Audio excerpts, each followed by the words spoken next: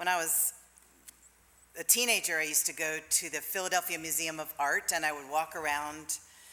I wanted to be an artist and a doctor and a therapist and a writer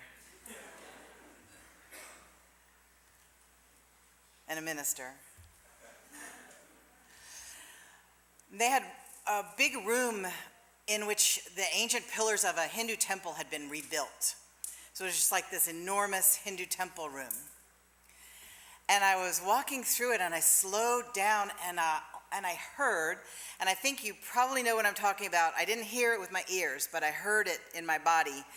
This low note that just vibrated through everything in this temple, and it just went, ah, and I just stood there and let it vibrate through me, and I just thought, whew, that's unusual. Okay. The next room I went into was next door to it, the Zen tea garden room, and they had bamboo growing in the corners and skylights letting in light, and a beautiful little tea house with paper walls and a low table and one teapot and a water feature with water trickling out of a bamboo pipe. And it was so beautiful and peaceful, and I sat in there for a long time.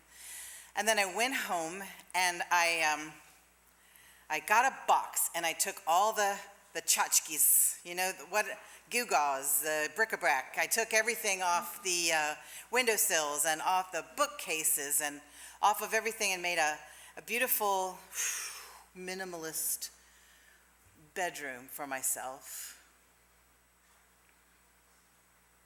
It made my heart feel right, made my mother worry. So win-win, right?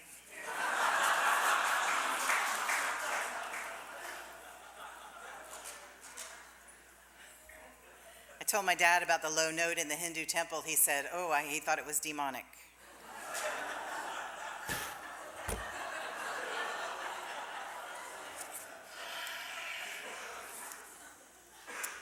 Lived in Jerusalem for 6 months, and that place is thick with holy places.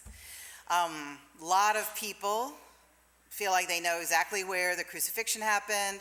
You know where the Via Dolorosa was, where Jesus carried his cross, and all the stations of the cross are there, and the place where the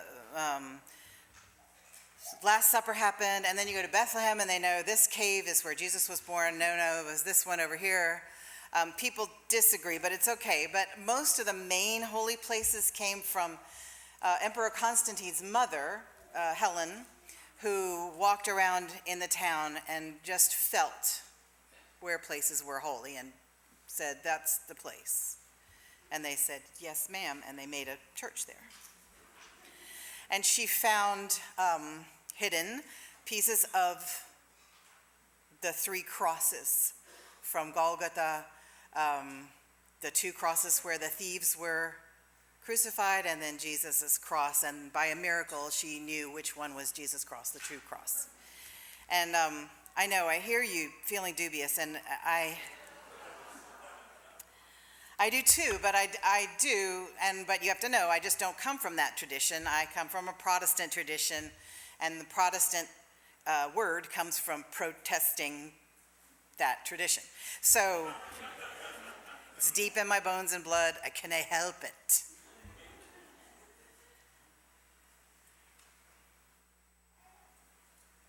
So I'm dubious about that because I think that an individual can feel a holy moment or a sacred place. But I don't think an individual can say to other people, this is a sacred place. You have to pretend that this is a sacred place with me. Unless you come from a people who are more one in their oneness or in their mind than my people were. My people are not like that. They don't have they're not willing to have a group consciousness. And so I don't scoff when a whole people said, this is our holy mountain or this is our holy lake.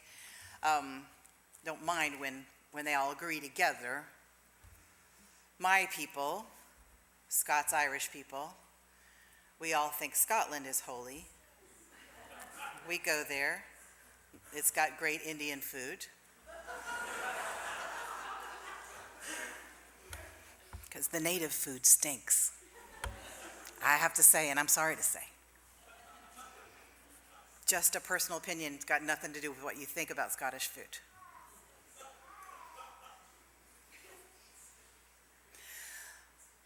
Carl Jung and Joseph Campbell and anthropologists have borrowed a word from the Polynesian culture, the Pacific Island culture, to describe that feeling of impersonal power and vibration in an object or a place, and they call it mana.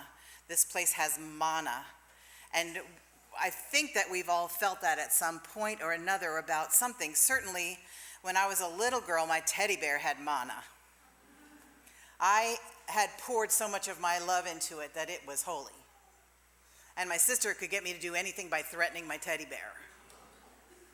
And she did.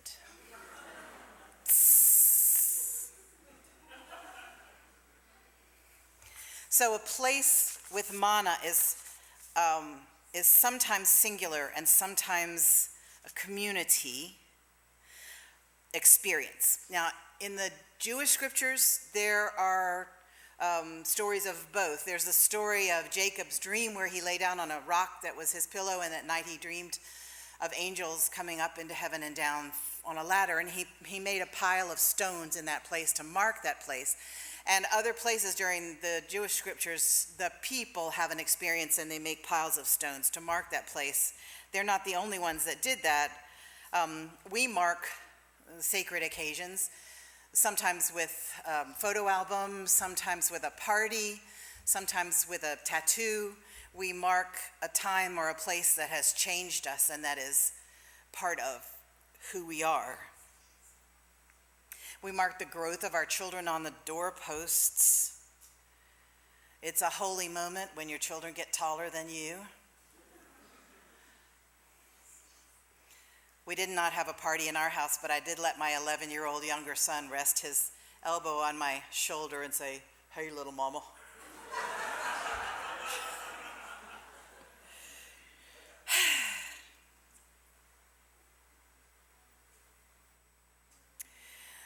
I think sometimes we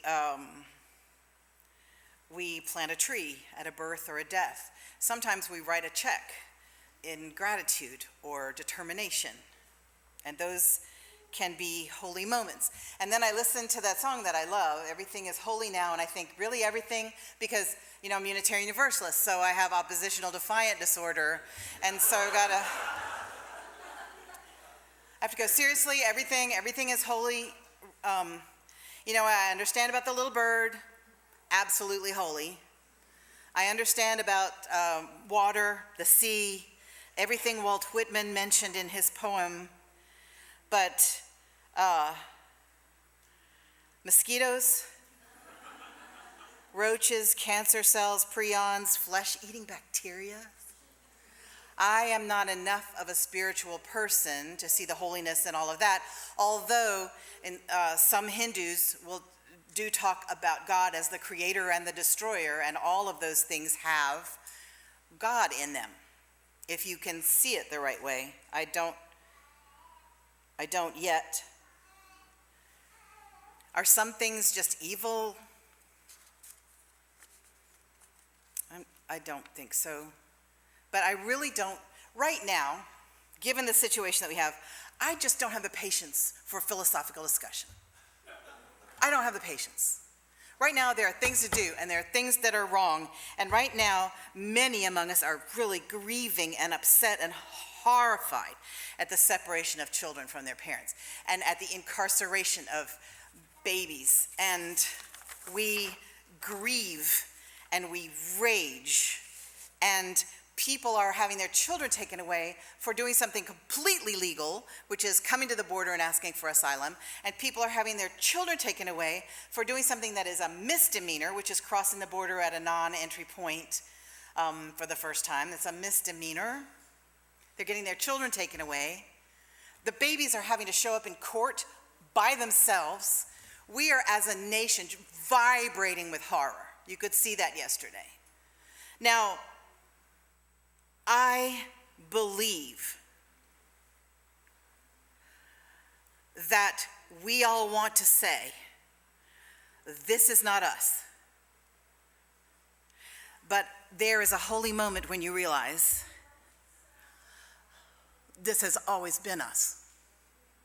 And when I say us, I mean my people who were here in 1619 or something, Scots-Irish people who slaughtered the native people who were here and who later on removed the native children from their homes and put them in boarding schools so they could erase the culture, and who sold babies away from African enslaved men and women.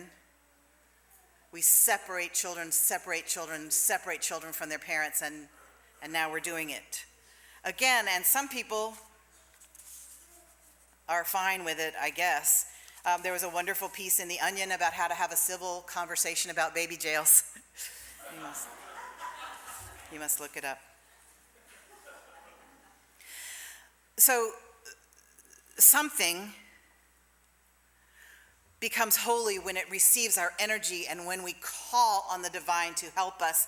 And so our sorrow, those of you all who are sorrowing, your sorrow is holy and the divine is moving in that. And those of you who are outraged, your rage is holy and the divine is moving in that. And those of you who feel broken, your brokenness is holy and the divine breathes through that and makes things change, not only things, but ourselves. Because we can say, this is not us. This is not us here. We do not want to participate in this. We do not want to facilitate this. We want to cry out against this. That is us. And I believe it is most of the people in our country. So something becomes holy with the investment of your time, your heart, your treasure, your energy. We bring our hearts to a place. We bring our hearts to our home. Our home becomes holy. Some people mark the holiness of their home or remind themselves of the holiness by having a little bowl of water by the door, like holy water, and you dip your hand in the water by the door and just put it somewhere on you to say, I'm home now and this is holy space. Not recommended for people with dogs or small children. Some people have a family chalice and they light it at mealtime, saying, make this mealtime we have to connect with one another holy.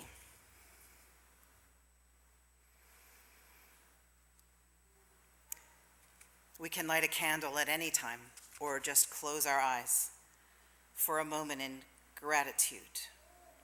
And I would love for you to tell me what you do in your homes to mark holy moments. And one of the things that we are going to do here is that today, those of you who are here, whether you're members or not, whether it's your first time or not, don't care. We are going to go out these doors and out those doors and into the new construction here. And there are cans full of Sharpie markers sitting on the floor. And we're going to write blessings on the studs that will be underneath the wallboard. And so we'll know that our blessings are in there, our good wishes, our hearts, our energy is in the new part of this place, creating it as sacred space. So I invite you to do that as our worship is over.